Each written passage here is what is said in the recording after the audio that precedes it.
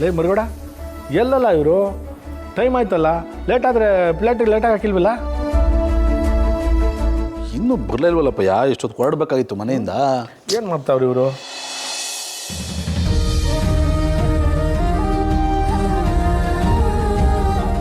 ಲೇ ಸಿದ್ದೇಗಡ ತಗೊಳ್ಳ ಈ ಕಾರಣ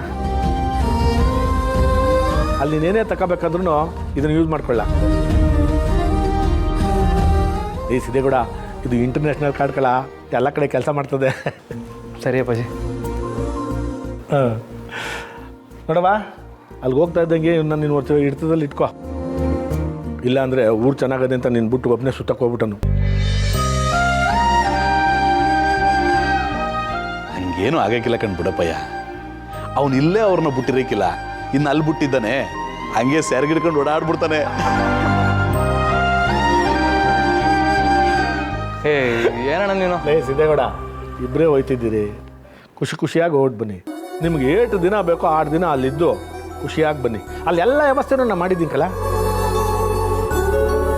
ಫ್ಲೈಟ್ ಇಳಿತಾ ಇದ್ದಂಗೆ ನಿಮ್ಮನ್ನು ರೂಮಿಗೆ ಕರ್ಕೊಂಡು ಹೋಗೋದ್ರಿಂದ ಹಿಡಿದು ವಾಪಸ್ ಕರ್ಕೊಂಬಂದು ಬರೋ ಗಂಟ ಎಲ್ಲ ಅವರೇ ನೋಡ್ಕೊತಾರಕಲ್ಲ ನೀವು ಅಲ್ಲಿ ಏನೂ ಯೋಚನೆ ಮಾಡೋಕ್ಕೆ ಹೋಗಬೇಡಿ ಮುಖ್ಯವಾಗಿ ಮನೆ ಬಗ್ಗೆ ಏನೂ ಯೋಚನೆ ಮಾಡಬೇಡಿ ಇಲ್ಲೆಲ್ಲ ನಾವು ನೋಡ್ಕೊತೀವಿ ಅಲ್ವಲ್ಲ ನೀವು ಖುಷಿಯಾಗಿ ಬಂದರೆ ಆಟೆ ಸಾಕಲ್ಲ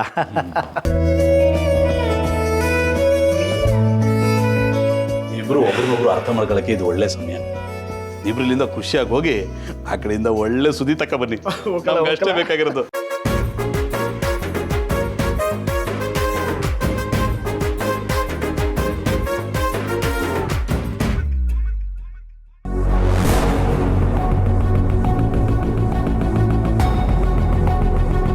ಅವ್ವ ನಾವಿಬ್ರು ಹೋಗಿ ಬರ್ತೀನಿ ನಾನು ಯಾವತ್ತೂ ನಿನಗೆ ಕೆಟ್ಟದಾಗಲಿ ಅಂತ ಬಯಸಿಲ್ಲ ನೀನೇ ನಿರ್ಧಾರ ತಗೊಂಡಿದ್ಯಲ್ವಾ ಹೋಗ್ಬಾ ಒಳ್ಳೇದಾಗಲಿ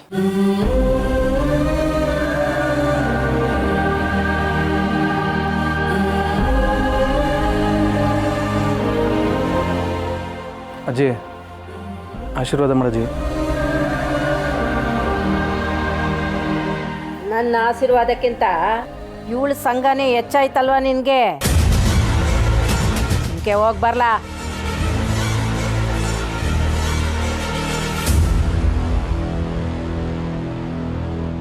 ಲೇ ಸಿದ್ದೇಗೌಡ ಇವ್ರ ಮಾತಿಗೆಲ್ಲ ನೀನು ತಲೆ ಕೆಡ್ಸ್ಕೊಬಿಡಕ್ಕಲ್ಲ ಅವ್ರೇನೋ ಕೋಪದಲ್ಲಿ ಬೈದವ್ರೆ ಅದನ್ನೇ ಆಶೀರ್ವಾದ ಅಂದ್ಕೊಂಡು ನೀವು ಖುಷಿಯಾಗಿ ಬಾರ್ಲಾ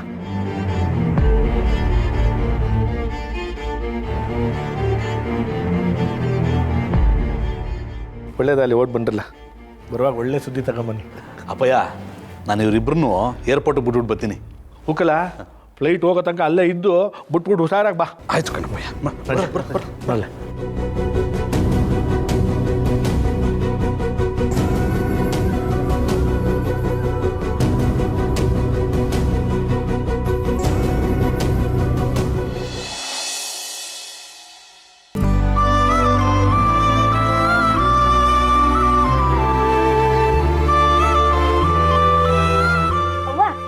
ಎಷ್ಟು ಕಿತ ಹೇಳಿ ನೀನು ಏನು ಕೆಲಸ ಮಾಡಬೇಡ ಆರಾಮಾಗಿ ಕೂತ್ಕ ಅಂತ ನನ್ನ ಮಾತೇ ಕೇಳಕ್ಕಿಲ್ಲ ಅಲ್ವಾ ನೀನು ಚಲ್ವಿ ಏನು ಮಾಡ್ದೆ ಸುಮ್ಮನೆ ಕೂತ್ಕೊಂಡಿದ್ದೆ ಕಾಯ್ತದೇನವಾ ನೀನು ಯಾವಾಗ ನನ್ನ ಮಾತು ಕೇಳಿ ಹೇಳು ಸರಿ ಅಲ್ಲಿ ಅಂಗಡಿ ಹತ್ರ ವೆಂಕಿ ಒಬ್ಬನೇ ಇರ್ತಾನೆ ಈ ಹೂವು ಕೊಟ್ಬಿಟ್ಟು ಬಂದ್ಬಿಡ್ತೀನಿ ಒಳಗಡೆ ಹೋಗಿ ಮಲ್ಕೊಂಡಿರೋ ಆಯ್ತಾ ನನ್ಗೆ ಏನಾಗಿದೆ ಅಂತ ನಾನು ಆರಾಮಾಗಿ ಮಲ್ಕೊಳ್ಳಿ ಹೇಳು ಅಲ್ಲ ನಾನು ಅಂಗಡಿ ತಾವು ಬಂದ್ರೆ ನಿಮ್ಗೋಸಿ ಸಹಾಯ ಆಯ್ತದೆ ನಡಿ ನಾನು ಬರ್ತೀನಿ ಹಾ ವೆಂಕಿ ಹೇಳಿದ್ ನೆನ್ಪಿಲ್ವೇ ನೀನೇನಾರು ನನ್ನ ಜೊತೆ ಕರ್ಕೊಂಡೋದ್ರೆ ವೆಂಕಿ ನನ್ನ ಮೇಲೆ ಕೂಗಾಡ್ತಾನೆ ಅಷ್ಟೇ ಮಲ್ಕೊಂಡಿರು ಚೆಲ್ವಿ ಬೆಂಕಿ ಕೋಪ ಎಂತದು ಅಂತ ನನಗೆ ಗೊತ್ತಿಲ್ವಾ ನನ್ನ ಮೇಲೆ ಕಾಳಜಿಗೋಸ್ಕರ ಹಂಗೆ ಹೇಳವನೆ ಅಂತ ನಾನು ಸುಮ್ಮನೆ ಕೂತ್ಕೊಂಡಿರಕ್ಕಾಯ್ತದ ಅವನಿಗೆ ನಾನು ಹೇಳ್ಕತ್ತೀನಿ ನಡಿ ಅಂಗಡಿ ಹತ್ರ ಹೋಗಮ್ಮ ನೀನು ಯಾವತ್ತು ನನ್ನ ಮಾತು ಕೇಳಿ ಅಂತ ಹೇಳು ಸರಿ 1 ನಿಮಿಷ ಇಟ್ಕೊಂಡಿರು ಬಾಗ್ಲ ಹಾಕ್ಬಿಟ್ಟು ಬರ್ತೀನಿ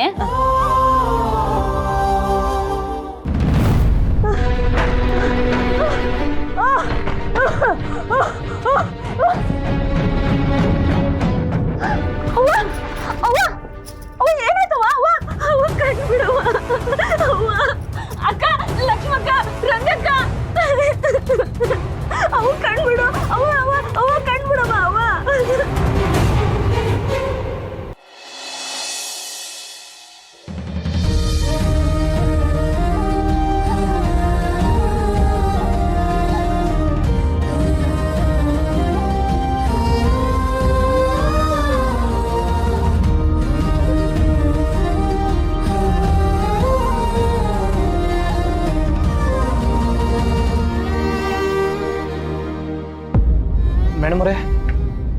ಯಾಕೆ ಮೇಡಮ್ ಅವ್ರು ಹಿಂಗೆ ಬೇಜಾರಾಗಿದ್ದೀರಾ? ಅಲ್ಲ ಚೆನ್ನಾಗಿ ಯೋಚನೆ ಮಾಡೇ ಒಪ್ಕೊಂಡಿದ್ದೀನಿ ಅಂತ ಹೇಳಿದ್ರಿ. ನಂಗೆ ಗೊತ್ತು ಮೇಡಮ್ ಅವರೇ ನೀವು ಯಾಕೆ ಹಿಂಗಿದ್ದೀರಾ ಅಂತ. ಅಲ್ಲ ನಾನೇ ಬಲವಂತ ಮಾಡಿ ಮನೆಯವ್ರನ್ನೆಲ್ಲ ಒಪ್ಪಿಸಿ ನಿಮ್ಮನ್ನ ಕರ್ಕೊಯ್ತವ್ನು ಅನ್ಕೊಂಡ್ರಾ? ಸಿದ್ದು ಅವರೇ, ಮನೆ ಪರಿಸ್ಥಿತಿ ಹೀಗಿದೆ. ಹೀಗೆಲ್ಲ ಆದಮೇಲೆ ನಾನು ಅಪ್ಪ ಅಮ್ಮನ್ನ ಸರಿಯಾಗಿ ವಿಚಾರಿಸೇ ಇಲ್ಲ. ಸಂತು ಅಣ್ಣ ಹರೀಶ್ ಹೀಗೆ ಕಿತ್ತಾಡ್ಕೊಂಡು ಕೂತ್ಕೊಂಡಿದ್ದಾರೆ. ಇದನ್ನೆಲ್ಲ ನೋಡಿದ್ರೆ ತುಂಬ ಬೇಜಾರಾಗ್ತಿದೆ ಸಿದ್ದು ಅವರೇ. ಮೊದಲೆಲ್ಲ ನಾವು ಹೇಗಿದ್ವಿ, ಈಗ ಏನೆಲ್ಲ ಆಗೋಗಿದೆ. ಮೇಡಮ್ ಅವರೇ ನನಗೆಲ್ಲ ಅರ್ಥ ಆಯ್ತದೆ. ಹೋಗ್ಲಿ, ನಾನೇ ಏನಾರು ಮಾಡಿ ಸರಿ ಮಾಡೋಕ್ಕೆ ಪ್ರಯತ್ನ ಪಡ್ನೆ. ಬೇಡ ಸಿದ್ದು ಅವರೇ, ಏನೋ ಮಾಡೋಕ್ಕೆ ಹೋಗಿ ಇನ್ನೇನೋ ಆಗ್ಬಿಟ್ರೆ ಕಷ್ಟ. ನಾವು ಹೊರಗೆ ಹೋಗ್ತಿರೋ ವಿಷಯ ಹೇಳಿದ್ರೆ ಅವ್ರು ಖುಷಿ ಪಡ್ತಾರೆ. ಹೇಳಿ ಮಾತಾಡ್ಸ್ಕೊಂಡು ಹೋಗೋಣ, ಅಷ್ಟೇ ಸಾಕು. ಸರಿ ಮೇಡಮ್ ಅವರೇ, ನೀವು ಹೆಂಗಂತಿರೋ ಹಂಗೆ. ಬನ್ನಿ ಹೋಗೋಣ.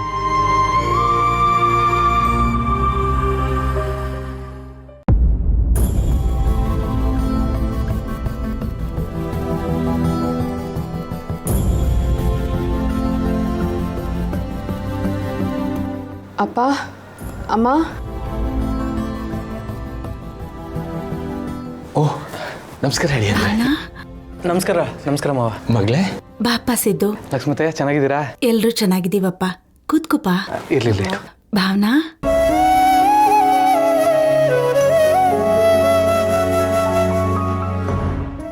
ಏನಮ್ಮ ಯಾವುದು ಹಾಗಿದ್ದಿದ್ದ ಹಾಗಿಲ್ಲ.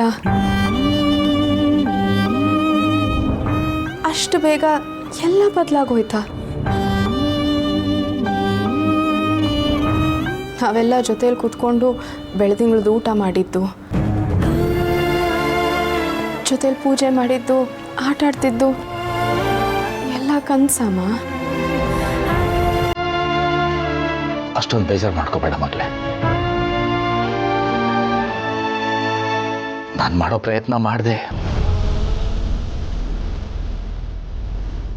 ಜೀವನ ಪಾಠ ಕಲಿಸುತ್ತೆ, ನಾವು ಕಲಿತಾ ಹೋಗ್ಬೇಕು ಅಷ್ಟೇ. ಮಾವ, ಮೇಡಮ್ ಅವ್ರು ಹೇಳ್ದಂಗೆ ಆವಾಗ ನೋಡೋದಕ್ಕೂ ಈಗ ನೋಡ್ತಾ ಇರೋದಕ್ಕೂ ಒಂಥರ ಬೇಜಾರಾಯ್ತದೆ ಮಾವ.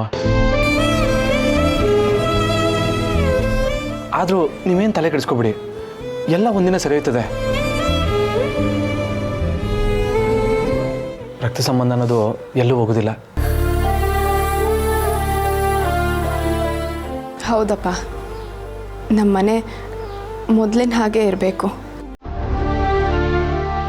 ಕೂಡು ಕುಟುಂಬ ಅಂದರೆ ಲಕ್ಷ್ಮೀ ಶ್ರೀನಿವಾಸ್ ಕುಟುಂಬನೇ ಅನ್ನೋ ಮಾತು ಯಾವತ್ತೂ ಸುಳ್ಳಾಗಬಾರ್ದು.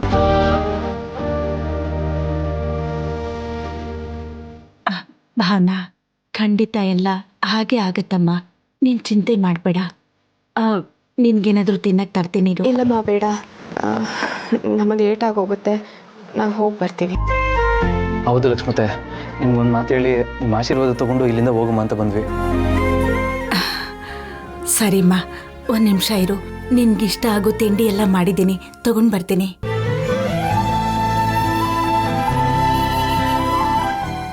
ಮಗಳೇ, ನೀನು ಅಳಿಯನ ಜೊತೆ ಹೋಗ್ತೀನಿ ಅಂತ ಒಪ್ಕೊಂಡಿದ್ದು ನಂಗೆ ತುಂಬ ಖುಷಿ ಆಯಿತು ಕಣೋ.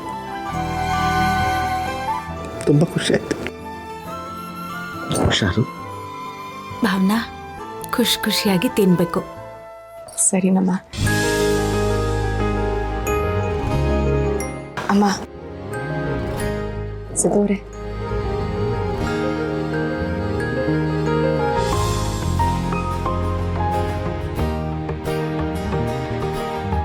ಬತ್ತೀವಿ ಲಕ್ಷ್ಮತೆ, ಬತ್ತೀವಿ ಮಾವ. ಹುಷಾರು.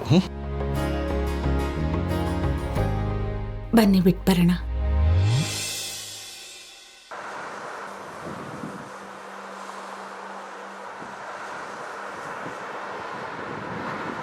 ಮೇಡಮ್ ಅವರೇ, ಇಲ್ಲಿ ನೋಡಿ ರಾಮ್ ಸೇತುವೆ. ಇದೊಂಥರ ಪ್ರೇಮ ಸೇತುವೆನೂ ಹೌದು.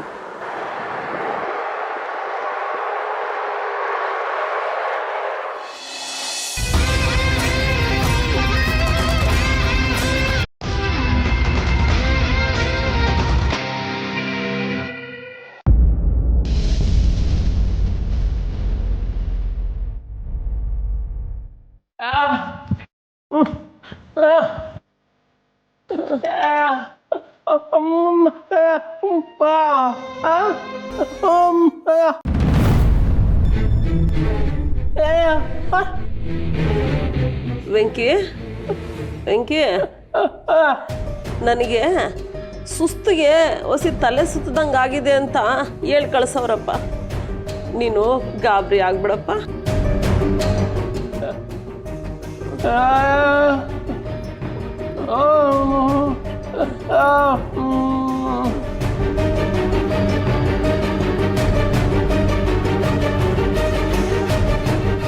ವೆಂಕಿ ಅವಂಗೆ ಸಣ್ಣದಾಗೆ ಹಾರ್ಟ್ ಅಟ್ಯಾಕ್ ಆಗೈತಂತೆ.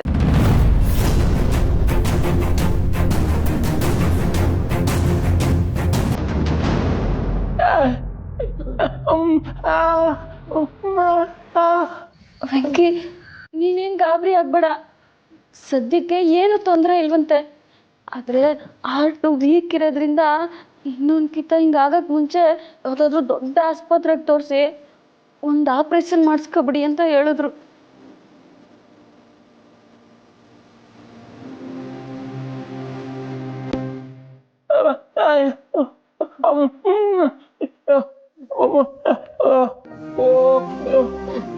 ಅಯ್ಯೋ ವೆಂಕಿ, ಡಾಕ್ಟ್ರ್ ಹೇಳೋರಲ್ಲ ಸದ್ಯಕ್ಕೆ ಅಂತ ಏನು ತೊಂದರೆ ಇಲ್ಲ, ಇನ್ನು 1 ತಿಂಗಳೊಳಗಡೆ ಆಪ್ರೇಷನ್ ಮಾಡಿಸ್ಕೊಳ್ಳಿ ಅಂತ ಹೇಳಿದ್ರು.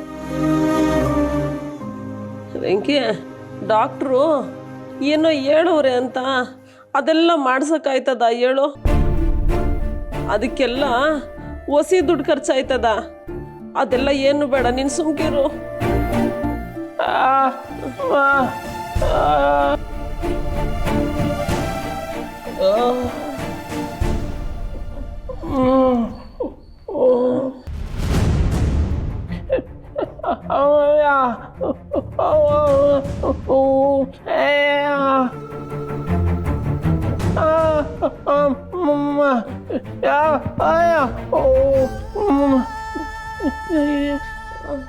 ಅವ್ವ, ದುಡ್ಡಿನ ಬಗ್ಗೆ ನೀನು ಏನು ಯೋಚನೆ ಮಾಡಬೇಡ, ಅದೆಲ್ಲ ನಾನು ನೋಡ್ಕೋತೀನಿ, ತಲೆ ಕೆಡಿಸ್ಕೋಬೇಡ, ಆರಾಮಾಗಿರು ಅಂತ ಹೇಳ್ತವನೆ.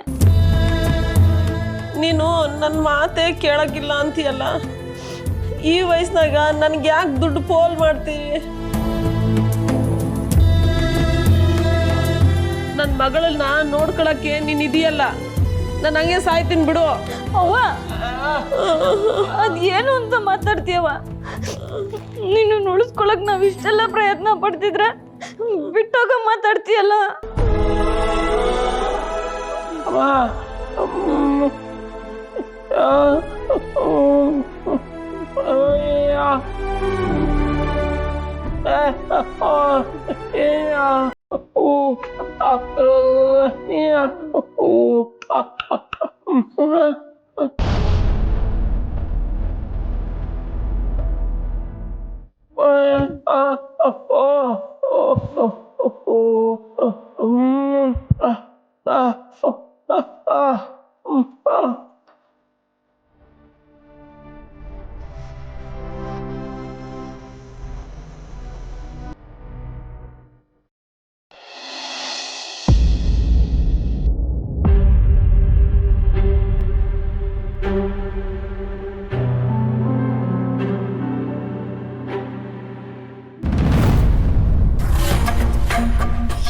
ನಾನು ಮಲ್ಕೊಂಡಾಗ ಮನೇಲೇ ಇದ್ದೆ ತಾನೆ, ಯಾವ್ದೋ ರೂಮಲ್ಲಿ ಇದ್ದೀನಲ್ಲ, ಇಲ್ಲಿಗೆ ಹೇಗೆ ಬಂದೆ? ಅರೆ, ಯಾಕಿಷ್ಟು ಗಾಬರಿ ಆಗಿದ್ದೀರಿ? ಮಲ್ಕೊಂಡಾಗ ಮನೇಲಿ ಇದ್ರಿ, ಈಗ ಎಲ್ಲಿದ್ದೀನಿ ಅಂತ ಯೋಚನೆ ಮಾಡ್ತಾ ಇದ್ದೀರಾ? ನಾನೇ ನಮ್ಮ ಮನೇಲಿ ಕರ್ಕೊಂಡ್ಬಂದಿದ್ದು.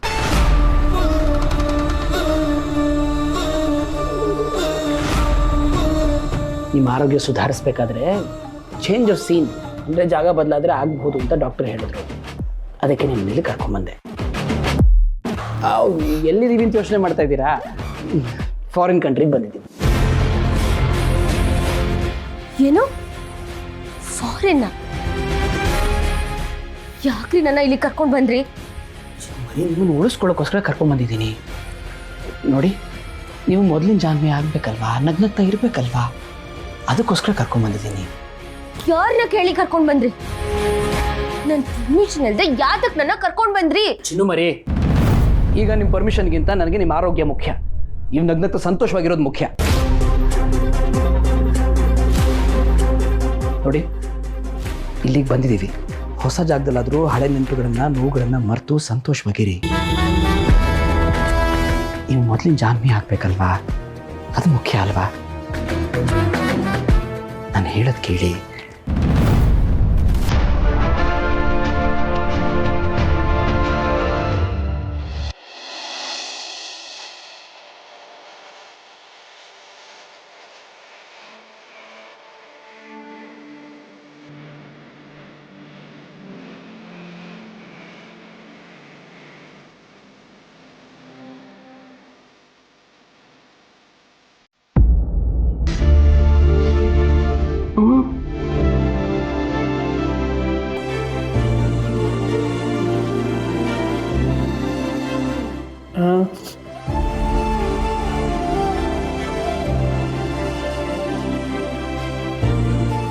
ವೆಂಕಿ, ಯಾಕೋ ನಮ್ಮ ಮನೆ ಬರೋನೇ ಸರಿ ಇಲ್ಲ ಅನ್ಸ್ತದೆ ವೆಂಕಿ. ಈಗ ತಾನೇ ಜೀವನದಲ್ಲಿ ಒಂದು ಹಂತಕ್ಕೆ ಬಂದಿದ್ವಿ ಅಂತ ನೆಮ್ಮದಿ ಆಗಿದ್ದು. ಆದ್ರೆ ಇವಾಗ ಹಿಂಗಾಗಿರೋದು ನನಗೆ ಸಹಿಸ್ಕೊಳಕ್ ಆಯ್ತಾ ಇಲ್ಲ.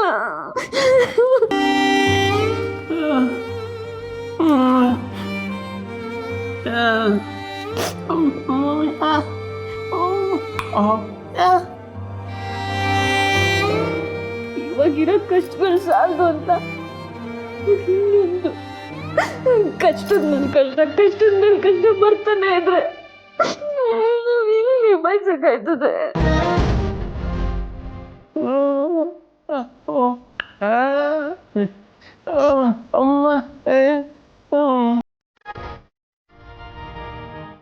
ಇಷ್ಟು ದಿನ ಕಣ್ಣು ಆಪರೇಷನ್ಗೆ ಅಂತ ದುಡ್ಡು ಅನ್ಸಿದ್ವಿ. ಅದು ಇವಾಗ ಹಾರ್ಟ್ ಆಪರೇಷನ್ಗೆ ಡಾಕ್ಟ್ರು ಹೇಳೋದು ಕೇಳಿದ್ರೆ ಅದಕ್ಕೆ ಸಾಲ ದುಡ್ಡು ಬೇಕಾಯ್ತದಂತೆ.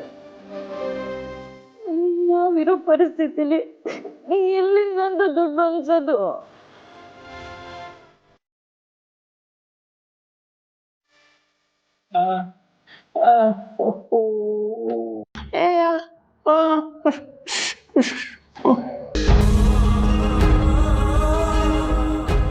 ಅದು ಏನು ಸುಲಭ ಅಲ್ಲ ವೆಂಕಿ. ಈ ಹೂವಿನ ವ್ಯಾಪಾರದಾಗೆ ನಾವು ಹೊಟ್ಟೆ ಪಾಡು ನೋಡ್ಕೊಳ್ಳೋದೇ ಕಷ್ಟ. ಅದ್ರಿಗೂ ಇವಾಗ ಹೊಸ ಆರ್ಡ್ರ್ಗಳು ಯಾವುದು ಬರ್ತಾ ಇಲ್ಲ ಅಂದಮೇಲೆ ನಮ್ಗೆ ಯಾರು ದುಡ್ಡು ತಂದು ಕೊಡ್ತಾರೆ? ಯಾರನ್ನಾದ್ರೂ ಹೋಗಿ ಸಾಲ ಕೇಳುವ ಅಂದ್ರೆ ನಮ್ಮನ್ನು ನಂಬಿ ಯಾರು ಸಾಲ ಕೊಡ್ತಾರೆ? ಅವ್ರು ಕೊಟ್ರು ನಾವು ಹೆಂಗ್ ತೀರ್ಸಕ್ಕಾಯ್ತದೆ?